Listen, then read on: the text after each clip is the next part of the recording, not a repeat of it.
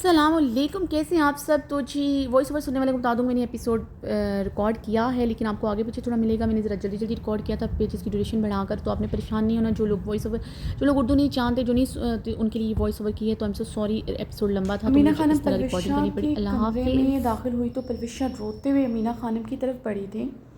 خانم بھی ہم نے صرف یہ سب زران کو پانے کے لیے کیا.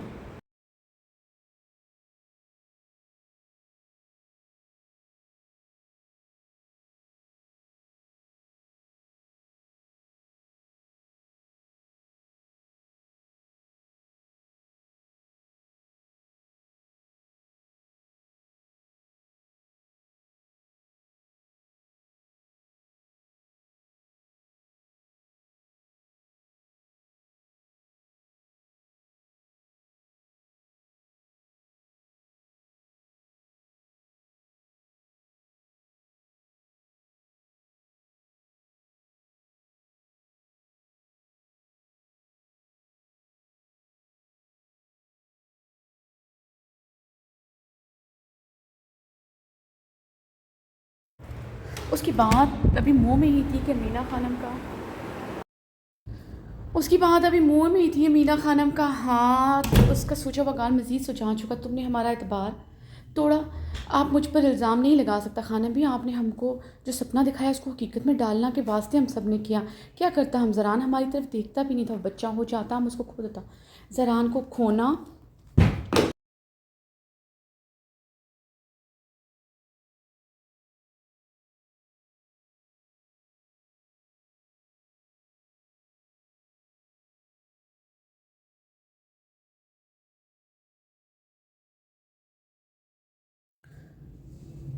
تم ہمارا بابا سب اس میں برابر قصور ہے. ہم کو پہلے دن صبر اس حد تک نہیں لے جانا تھا. زران کا شادی کا بعد ہم نے صبر کر لیا تھا، مگر تم نے اور بابا نے یہ سب کیا. اس سب میں تم سب برابر کا قصور ہوا ہے. ہمارا دل پر زخم لگانے والا تم ہے. ہم نے بھی سزا بھگت لی. ہم اپنا بیٹے کے سامنے نظر اٹھانے کے قابل نہیں رہا. ہمارا زندگی کا سب سے بڑی غلطی ہے تمہیں یہاں رکھنا. تمہارے بابا کو سب کچھ بتا دیا ہے. اس نے اپنے دوست کے یہاں تمہارا رشتہ طے کر دیا ہے. وہ آ رہا ہے. تم پر، ہمارا بابا پر اللہ کا عذاب نازل ہوگا. تم سب برابر کا قصوروار ہے. ہمارا 18 سال کا معصوم کے دل کے ساتھ کھلواڑ کیا. تم اس سب میں برابر کا قصور ہے. پلوشہ روتے ہوئے چیخی تھی. عبیر بلیک چنٹوں والی پٹھانی فراک میں ملبوس تھی، جس پر بلیک نیٹ کا دوپٹہ سر پر اوڑھ رکھا تھا. پنک لپسٹک لگائے، آنکھوں میں گہرا سیاہ کانچا لگایا تھا، اور لاؤنج میں صوفے پر بیٹھی ہوئی تھی. گود میں بہرام کو اٹھائے ہوئے تھی. سامنے صوفے پر زینہ خانم مینا خانم بیٹھی تھی. میرا کیوٹ سا بیبی. وہ بہرام کو ہاتھوں میں لیے پیار کر رہی تھی، جو ٹکر ٹکر آنکھیں کھولے اسے دیکھ رہا تھا.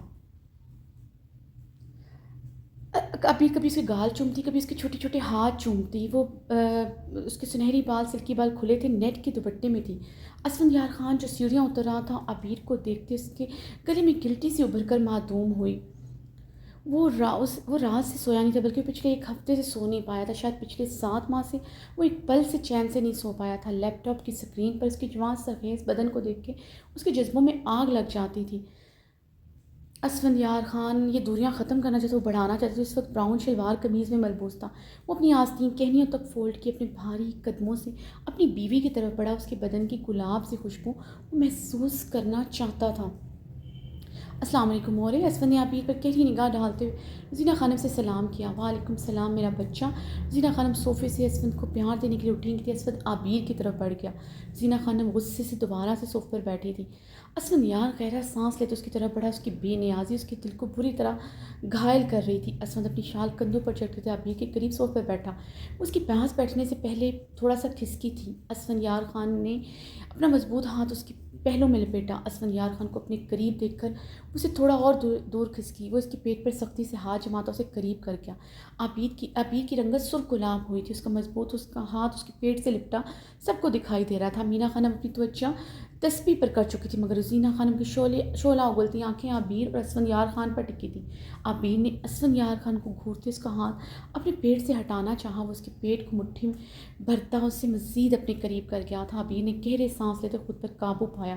مائی لیڈی لو، میری صفاق بٹھانی، اگر ایسا دوپٹہ یا چادر لے لیتی جو تمہاری خوبصورت وجود کو ڈھانپے ہوتی، تمہیں یہ مشقت نہ کرنی پڑتی. تمہیں میری بے باکیوں کو دوسروں کی نگاہوں سے چھپانا نہ پڑتا، وہ اپنی سلگتی سانس سے اس کی کان کی لوب پر چھوڑتے، مدھم آواز میں سرگوشی کر کے اسے اتنا محسوس کر رہا تھا، اس کی سانسوں اس کے جسم کی نکلتی آگ کی لپیٹوں سے جھلس رہی تھی۔ ابھی نے گہرے سانس لیتے خود کو پرسکون کیا۔ اسفندیار کی گرم اسفندیار خان کے گرم سے لگتے لب نیٹ کے دوپٹے سے اس کی سائڈ گردن کو چھو رہے تھے۔ اسفند کی اتنی بے باکی پر وہ شرم سے پانی پانی ہوئی تھی۔ وہ بہرام کی طرف اپنی چہرے کی سرخی پر قابو پاتے بہرام کی طرف متوجہ ہوئی، جو اس کی گود میں ہلکا ہلکا سا کسمسانے لگا تھا۔ وہ شاید اس کی توجہ چاہ رہا تھا۔ بہرام میرا بیبی کیوں رو رہے؟ عبیر کی جان چپ۔ عبیر نے اسے ہلاتے ہوئے چپ کرانے کی کوشش کی۔ وہ گلا پھاڑ کر اب رونے لگا تھا۔ بہرام دیکھو رو مت، تم بالکل اپنی آبی پر کیوٹ سے پیارے۔ بالکل نہیں، یہ بالکل تم پر نہیں گیا، یہ میری بیوی اچھی خاصی خوبصورت ہے، یہ شہرام اور بہارے پر گیا ہے، ہمارے بچے تم پر جائیں گے، بلکہ ہم دونوں پر جائیں گے۔ ہیزل اور بلیو آنکھوں کے کمبینیشن، سوچو کتنے خوبصورت ہوں گے۔ اسفند نے سرگوشی کی تھی۔ اسفندیار خان لگتا ہے رات کو کوئی خواب دیکھا ہے، میرے اور آپ کے بچے کیسے ہو سکتے ہیں؟ ہاں، امریکن لڑکیوں کے بچے زیادہ خوبصورت ہیں، مشرقی مرد اور امریکن لڑکی کے بچے مجھے یقین ہے بہت خوبصورت ہوں گے۔ The meeting of blue eyes with blue eyes is more beautiful. Abeer Asfandyar Khan کی طرف دیکھتے لب پھیلائے بولے۔ عبیر کی بات پر اسفندیار خان کی مسکراہٹ سمٹی تھی، آنکھوں کی سرخی بڑی تھی۔ بہرام بری طرح رونے لگا تھا۔ عبیر نے گہرا سانس لیتے اسے دیکھا، وہ اپنی نیلی آنکھیں اس کی ہیزل گری آنکھوں میں گاڑے ہوئے تھا۔ روزینہ خانم کی آنکھوں سے دیکھتے شرارے سے پھوٹ رہے تھے۔ پاگل تھا وہ، ان کا بیٹا تو پاگل تھا اپنی بیوی کے لیے۔ بے شرم، اپنا بیوی کے نیچے لگا ماں تو نظر نہیں آتا۔ امینہ خانم نے اسفندیار کو گھورتے دانت پیسے تھے۔ بہرام کو بری طرح روتے دیکھ کر اسفندیار خان نے اسے اپنی گرفت سے آزاد کیا۔ عبیر صوفے سے اٹھتے اس کے سامنے ہی چکر لگانے لگی۔ اب نیٹ کا دوپٹہ اس کے شانے پر بکھرا تھا، کمر پر سلکی بال بکھرے تھے، فراک کے اگلے دو بٹن کھلے تھے۔ اسفندیار خان اسے گہری گرم نگاہوں سے دیکھ رہا تھا، اپنی بیوی کی اداؤں سے واقف تھا۔ اسفند بے بسی سے لب نیچے سے دیکھ رہا تھا۔ وہ بہرام کو سینے سے لگائے مسلسل ٹہل رہی تھی۔ اسفند بیٹا تم کل سے کمرے میں بند ہے، تمہارے لیے اچھا سا ناشتہ بنوائیں ہم؟ زینہ خانم نے اسفند کی گہری نگاہیں عبیر پر مجبور کرتے خود پر قابو پائے پوچھا۔ میں نے پچھلے 2 دن سے کھانا نہیں کھایا، آپ کو پتہ ہے مجھے ملازمہ کے ہاتھ کا کھانا نہیں پسند، مجھے گھر کی عورت کے ہاتھ کا کھانا پسند ہے۔ میں نے 2 دن سے کافی تو دور کی بات پانی کو بھی ہاتھ نہیں لگایا۔ اسفندیار خان نے عبیر پر نگاہیں مرکوز کرتے اپنی گنی بیٹ سے ہلائی تھی، وہ کسے سنا رہا تھا سب سمجھ گئی۔ زینہ خانم دانت پیس کر رہ گئی تھی۔ عبیر بے نیاز سے چکر لگاتے بہرام کو سینے سے لگائے تھپک رہی تھی، جیسے اس نے کچھ سنا ہی نہیں۔ اسفند کی نیلی آنکھوں میں اس کی بے نیازی پر شعلے سے لپکے تھے۔ وہ 2 دن سے بھوکا پیاسا تھا، اسے پرواہ ہی نہیں تھی۔ اسفندیار خان نے سر نگاہوں سے دیکھتے اپنے سینے پر اپنے ہاتھ رکھا، جہاں اس کے دیے ہوئے گہرے زخم سے درد کی ٹھیسیں اٹھ رہی تھی، جو مقابل کی بے اتنائی پر مسلسل بڑھ رہی تھی۔ اسفند کی سلگتی نگاہیں مسلسل اپنی صفاق پر ٹھانی پڑتی، جو اتنی صفاق ہوگی اسے اندازہ نہ تھا۔ اب وہ اگلے بٹن کھولے اپنے زخم پر ہاتھ پھیرتے اسے سرد نگاہوں سے دیکھے جا رہا تھا۔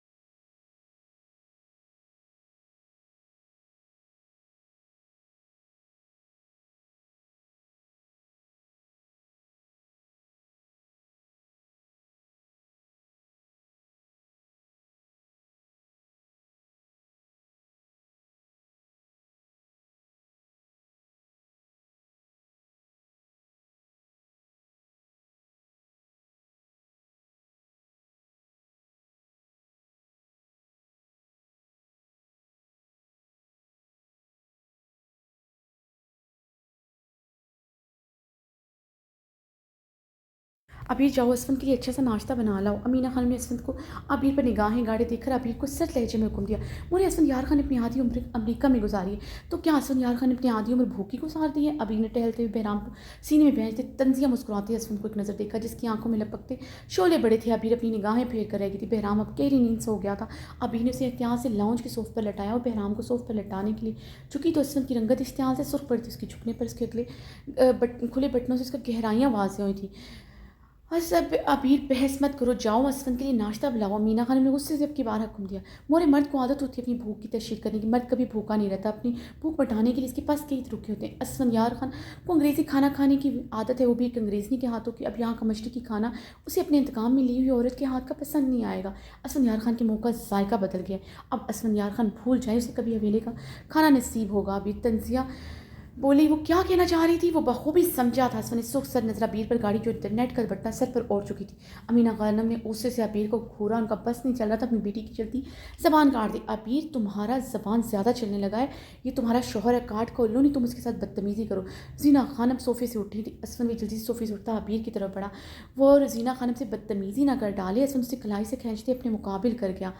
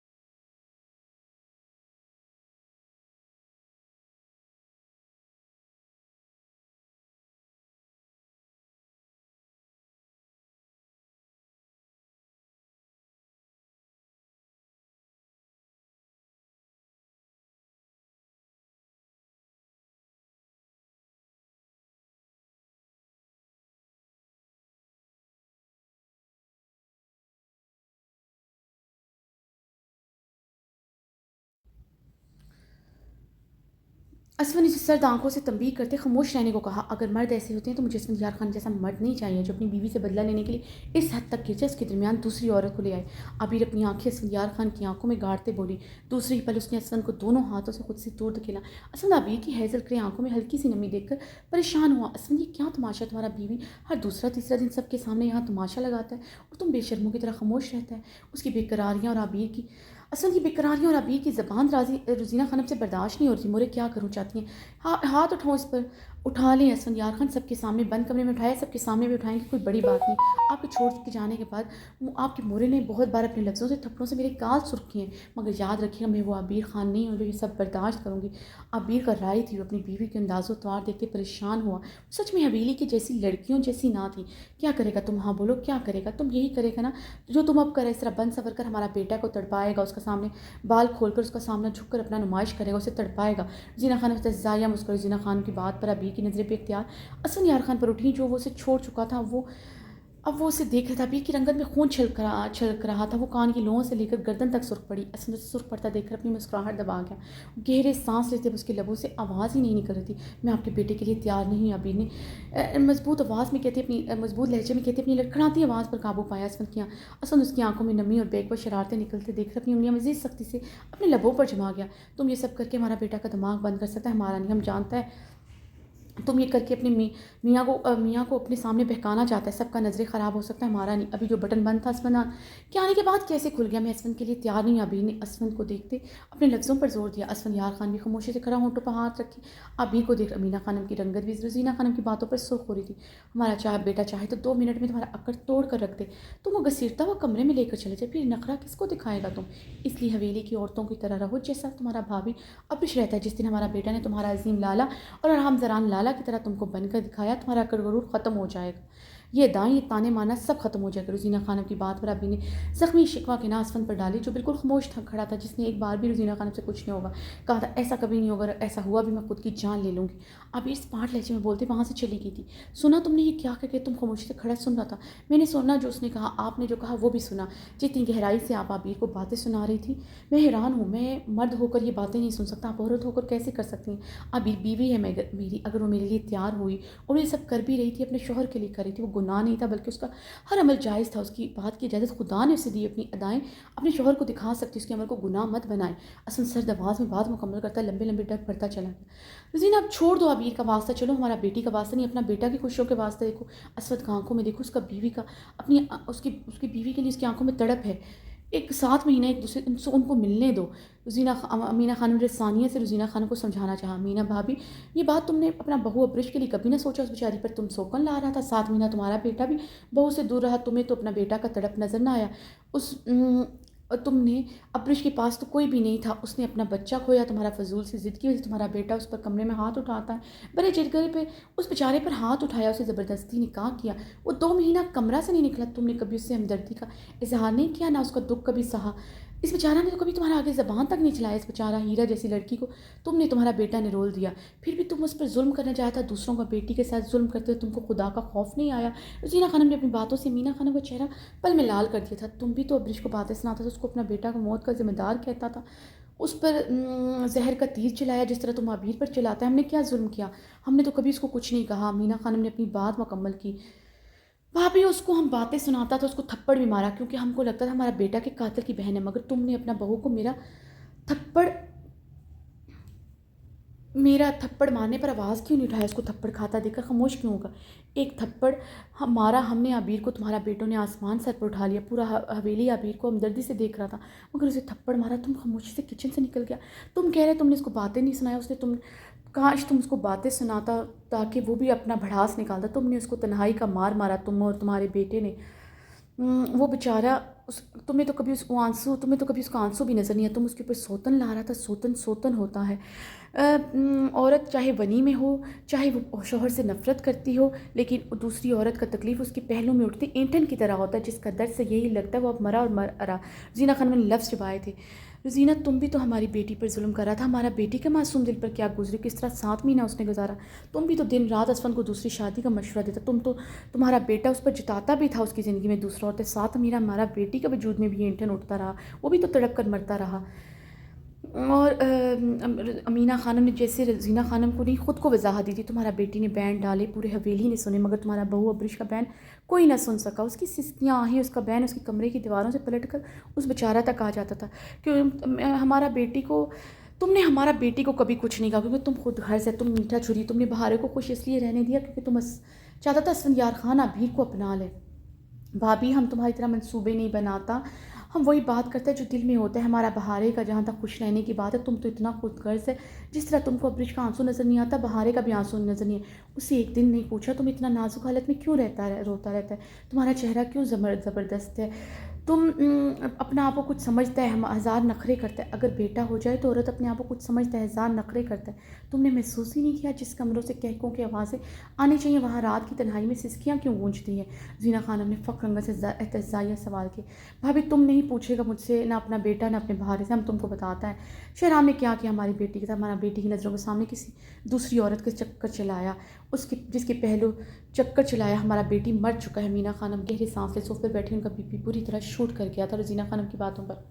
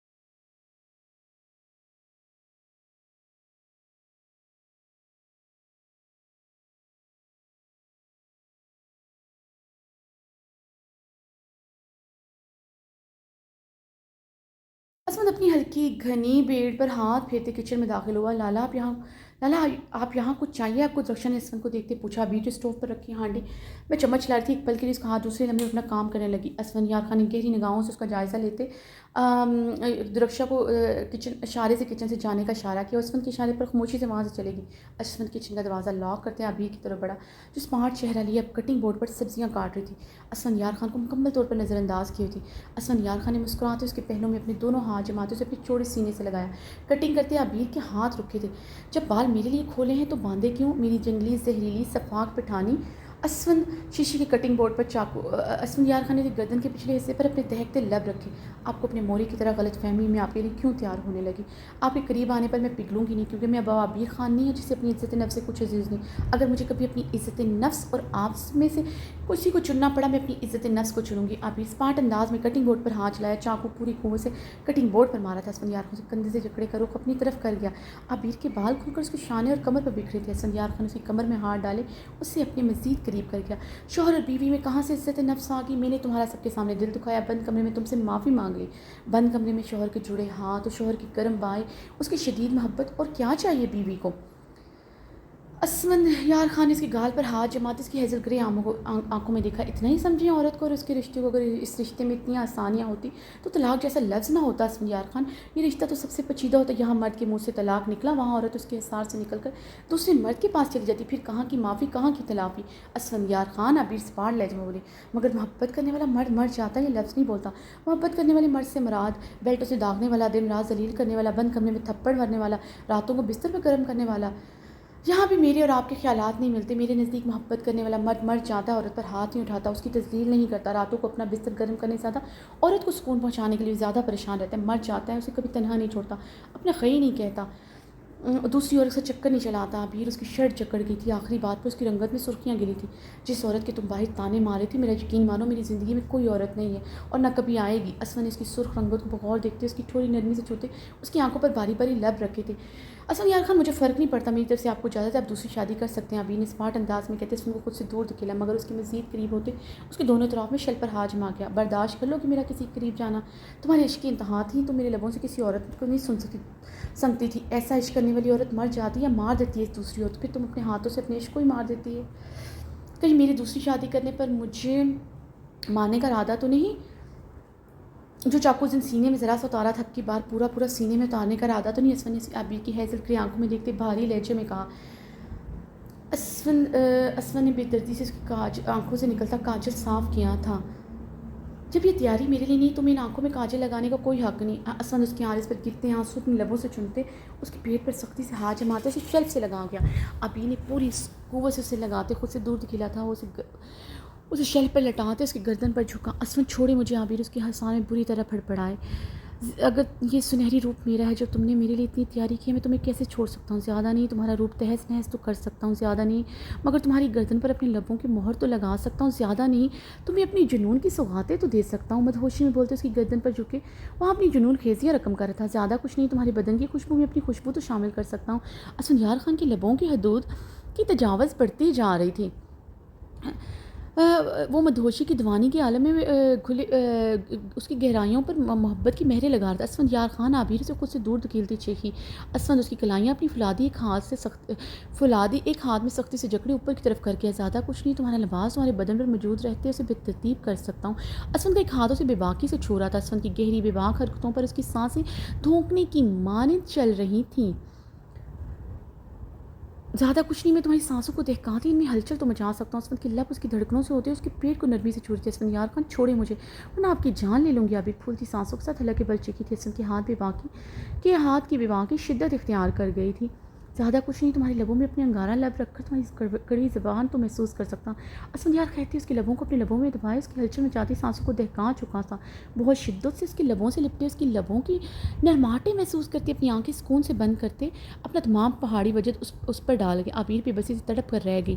اس کا جلتا بدن اس کے پور کو جلسا رہا تھا. اسفند یار خان اس کی سانسوں کو کافی دیر تک انہیل کرنے کے بعد پیچھے ہوا تو عبیر अभी ने गहरी सांसों और नम निगाहों से असफंदियार खान को देखते मुंह फेरा था। असफन ने मुस्कुराते हुए पास पड़ा चाकू उठाया। असफन के हाथ में चाकू देखकर अबीर की आंखों में खौफ व हिरास फैला था। वो अपने एक हाथ से उसकी कलाइयाँ जकड़े हुए था, अपना वजन उस पर मुकम्मल डाले हुआ था। उसकी कमर शेल्फ पर बेंड हुई थी, टांगें ज़मीन पर थी, जिन पर मुसलसल दबाव डाले उसे सिसकने पर मजबूर करा था। अबीर ने अपनी बेतरतीब सांसों से सहमते हुए देखा जो चाकू की नोक उसकी गहराइयों पर नरमी से फेरा था। असफन, आप मुझे इससे अजियत देंगे, मेरे चाकू मारने पर मुझसे बदला लेंगे?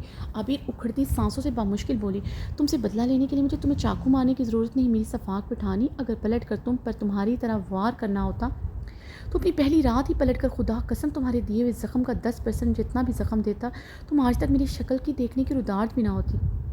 पहली रात तुमसे हक लिया, तुम्हारी तस्लील नहीं की।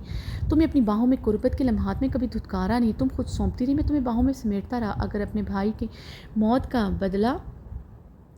बदला लेना होता बहुत आसान था। पहली रात तुम्हारा गुरूर इस तरह तोड़ना कि तुम कभी मुझे दोबारा ज़ख्म देने का सोचती भी ना। असलन चाकू की नोक उसकी गहराइयों पर बढ़ाते उसकी सुर्ख आंखों में देखते बोल रहा था। अबीर की आंखें सुर्ख, उसकी सुर्ख जुनूनी आए खतरनाक हद तक खुल गई। अपनी धड़कनों पर चाकू की नोक महसूस करते उसकी पेशानी पर पसीना उतरा था।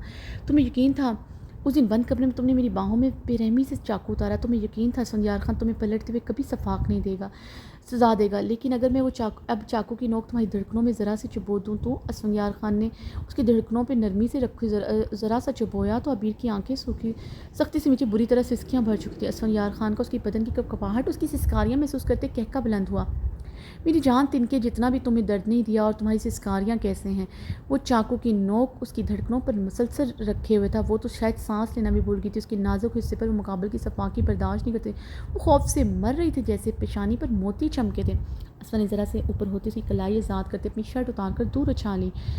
अब आबिर के सामने उसका चट्टानी सीना था, वर्जिशी सीना जिस पर कट्स नुमाया थे। आबिर उसके सीने पर अपना दिया हुआ गहरा ज़ख्म देखकर नज़रें फेर गई। ज़ख्म की हालत बहुत बुरी थी, उसने ड्रेसिंग नहीं की थी। आपने इसकी ड्रेसिंग क्यों नहीं की? आबिर ने टूटे लफ्ज़ में पूछा। उसका गहरा ज़ख्म उसके उसका गहरा ज़ख्म बहुत हद तक वाज़िया था। चेहरे पर अबी ने अपनी कांपती उंगलियां उसके ज़ख्म पर रखनी चाहिए। उसका हाथ जकड़ गया। तब छूना जब मेरी बाहों में खुद को सौंपते इस ज़ख्म पर नरमी से अपने लब रख सको।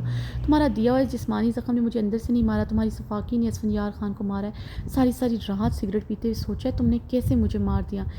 आबिर की निगाहें उसके ज़ख्म से रस्ते खून पड़ती। सफ़ाक, मैंने तुम्हारा एक नाम रखा है, सफ़ाक पठानी, सफ़ाक पठानी। वो कर्ब से बोलता नम आंखों से मेरा मुस्कुराया। आबिर उसकी नीली आंखें देखते गहरे सांस लेते फिर गई थी। कसम खाई इस पर ज़ख्म तभी मरम रखूँगा जब तुम इस ज़ख्म पर अपने लब रखोगी, वरना ये ज़ख्म नासूर बनेगा मेरे लिए। असफंद उसके ऊपर से उठता सीधा हुआ था। आबिर भी सीधी होती सुर्ख चेहरे के साथ नज़रें झुकाए अपने बेतरतीब लिबास को दुरुस्त करने लगी।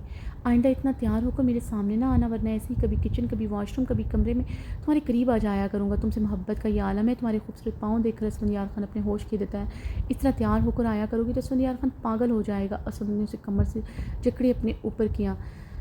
यही मेरी सज़ा है, तुम्हारे करीब रहकर तुम्हारे दिल पर ना, मगर याद रखना सज़ा उतनी ही असफंदियार खान को देना जितनी मैं बर्दाश्त कर सके। जिस दिन तुमने आग हद से ज़्यादा भड़का दी तो इस आग में तुम भी जलसोगी, तड़पोगी, मगर तुम पर रहन नहीं खाऊंगा। उसे छोड़ता अपनी शाल ज़मीन से उठाई कंधों से झटकता बाहर निकल गया। हैदर खान अपने अजीज़ दोस्त अब्बास खान के वलीमे के लिए पहुंचा था। ये लोग हैदर की शादी पर ऑस्ट्रेलिया में थे।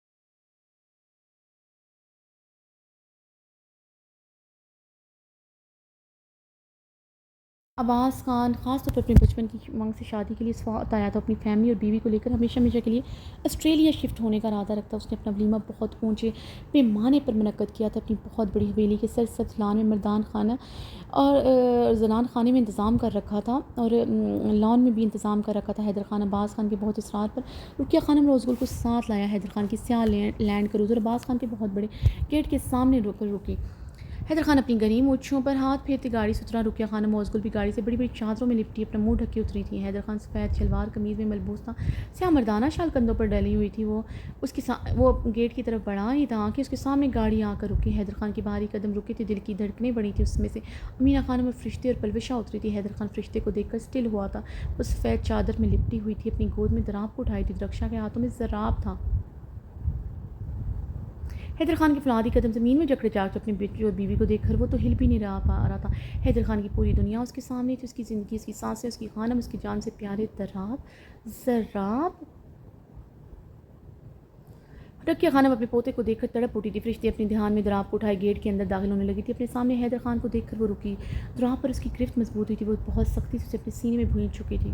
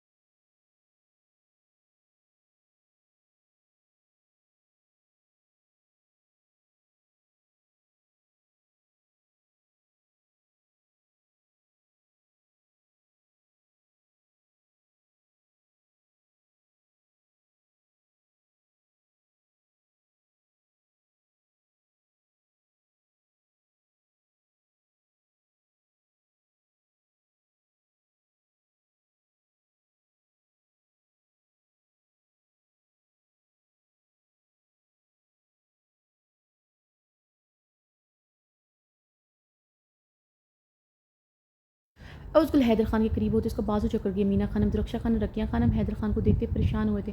حیدر خان جیسے مضبوط انسان میں ہلنے کی سکت بھی نہ رہے تھے۔ اس کی بیوی، اس کے بچے جنہیں اپنی جان سے بڑھ کر چاہتا، اس کے اتنے قریب ہوتے بھی صدیوں کے فاصلے پر تھے۔ بے بسی کا عالم کیا تھا، وہ اپنی یہ خوشی اپنے دوستوں کے ساتھ بھی شیئر نہ کر سکا۔ اور دو بیٹوں کا باپ ہے، دونوں ایک دوسرے کو دیکھ رہے تھے۔ اوزگل کا ہاتھ کا دباؤ حیدر خان کے بازو پر بڑھتا جا رہا تھا، فرشتے کے ہاتھ کا دباؤ اب کی ذرا آپ کی کمر پر بڑھتا جا رہا تھا۔ چلو بچہ، امینہ خانم نے فرشتے کے گدے پر نرمی سے ہاتھ رکھا جو دراب کو شدت سے سینے میں بھیجے۔ حیدر خان کو سر سپاٹ نگاہوں سے دیکھ رہی تھی۔ رقیہ بےتابی سے اپنے پوتوں کی طرف بڑھی۔ فرشتے نے جلدی سے درخشاں سے دراب کو لے کر اسے اپنے دوسرے کندھے سے لگایا تو تیز تیز قدموں سے گیٹ کے اندر داخل ہو گئی۔ امینہ خانم، درخشاں اس کے پیچھے تیزی سے گیٹ کے اندر داخل ہوتے۔ رقیہ خانم روتے ہوئے حیدر خان کی طرف بڑھی۔ حیدر اوزگل کے ہاتھ سے اپنا بازو چھڑواتا ہوا گیٹ کے اندر داخل ہو گیا۔ رقیہ خانم کی رنگت اہانت کے احساس سے سرخ پڑی تھی۔ اوزگل تمسخراتی نگاہوں سے رقیہ خانم کو دیکھتے گیٹ کے اندر داخل ہو گئی۔ رقیہ خانم پتھرائی کیفیت میں کھڑی تھی، ان کا فرمانبردار بیٹا ان کے آنسو نظر انداز کر گیا تھا۔ فرشتے تیز تیز قدموں سے داخلی دروازے کی طرف بڑھی تھی۔ فرشتے کے قدموں کی اچرت دیکھتے حیدر خان کی باروب خبرے چہرے پر غصے کی پرچھائی لہرائی۔ وہ اپنے ساتھ اس کے بچوں کو بھی تکلیف پہنچا رہی تھی، بہت سختی سے دراب کو خود میں بیچ رہی تھی۔ ایک دم سے قدم لڑکھڑائے تھے، اس سے پہلے وہ گرتی حیدر خان کے قدموں کا فاصلہ طے کرتا اسے اپنی مضبوط باہوں میں تھام چکا تھا۔ فرشتے کا نقاب ڈھیلا ہوتا اتر چکا تھا۔ حیدر خان اس کا معصوم چہرہ دیکھ کر مزید اضطراب میں مبتلا ہوا۔ گہری گرم نگاہیں تھوڑی کے سیاہ گنگور تل پر تھی، ایک ہاتھ کی انگلیاں اس کی سرخ یاقوتی لبوں پر جا ٹھہری تھی۔ فرشتے سختی سے دراب کو اپنے کندھے سے لگائے ہوئے حیدر کو دیکھ جو سب کی موجودگی فرموش کیے دیوانوں کی طرح اس کے دیکھ رہا تھا۔ اس کے نقوش پر گہری گرم نگاہیں گاڑے ہوئے تھا۔ حیدر خان دیوانوں کی طرح اسے سب کی موجودگی یکسر فرموش کر چکا، یہاں تک کہ اپنے بچے بھی بھول چکا تھا۔ دراب کے رونے پر حیدر خان ہوش میں۔ حیدر خان نے دراب فرشتے سے پکڑنا چاہا، فرشتے سر نفی میں ہلاتے ہوئے اپنے قدم پیچھے کی جانب بڑھا گئی تھی۔ نہیں خان، میرے درام زراب پر آپ کا کوئی حق نہیں، انہیں ہاتھ مت لگائیے گا ورنہ الٹے قدموں واپس چلی جاؤں گی۔ آج آپ مجھ پر ہاتھ اٹھا کر مجھے زبردستی نہیں لے جا سکتے۔ اس دن فرشتے کمزور پڑ گئی تھی، مگر آج مجھے اس دن اندازہ ہو گیا تھا میرے بیٹے میری کمزوری نہیں میری طاقت ہے، کمزوری اپنے باپ کے لیے وقت بدل گیا ہے۔ آج فرشتے خان طاقتور اور حیدر خان کمزور ہے۔ فرشتے دراب دراب کو سختی سے خود میں بھیجتے پتریلے لہجے میں بولی۔ حیدر خان فرشتے کی مضبوط آواز پر مسکرایا تھا۔ حیدر خان آج بھی طاقتور ہے مگر وہ اپنی طاقت کبھی بھی اپنے رشتوں پر نہیں دکھا سکتا۔ حیدر خان کی یہی کمزوری ہے۔ حیدر خان رشتوں پر نہیں، صرف اپنے ایک رشتے پر طاقت نہیں دکھاتا، وہ ہے اس کی جنت۔ میری دعا ہے حیدر خان قیامت والے دن بھی جنت کا حقدار ٹھہرے، میرے حقوق کی کوتاہی میں پکڑا نہ جائے۔ فرشتے آج ہی سے کہتے دراب کو کندھے سے لگائے اندر کی جانب بڑھ گئی تھی۔ حیدر خان اس کی بات پر پتھر ہوا تھا۔ حیدر خان نے گہرے سانس لیتے اپنی سرخ آنکھ کی انگلیوں کے پوروں سے مسلی، وہ جانتا تھا جنت کے پانی کے چکر میں وہ دوزخ کا حقدار ٹھہرا تھا، اور اس کے دل میں جلتے سلگتے بھڑکتے بھانبروں سے اسے ہر لمحہ باور کرتے، اپنی شال جھٹکتے، اپنی مونچھوں پر ہاتھ پھیرتے داخلی اس دروازے سے اندر داخل ہو گیا۔ رحم خان زادہ حویلی کے اپنے کمرے میں پریزے کے ساتھ بیڈ پر بیٹھا تھا، جو اس کے سینے سے ٹک لگائے سامنے لگی LED پر کارٹون دیکھ رہی تھی۔ رحم بھی کچھ دیر پہلے پہنچا تھا، یہاں آنے پر اسے پتہ چلا تھا فرشتے مینا خانم کے ساتھ ان کے کسی بچپن کی سہیلی کی بیٹی کی شادی پر گئی ہیں۔ وہ زبردستی فرشتے کو اپنے ساتھ لے گئی تھی، اپنے بچوں کے ساتھ ہر وقت کمرے میں بند رہتی تھی۔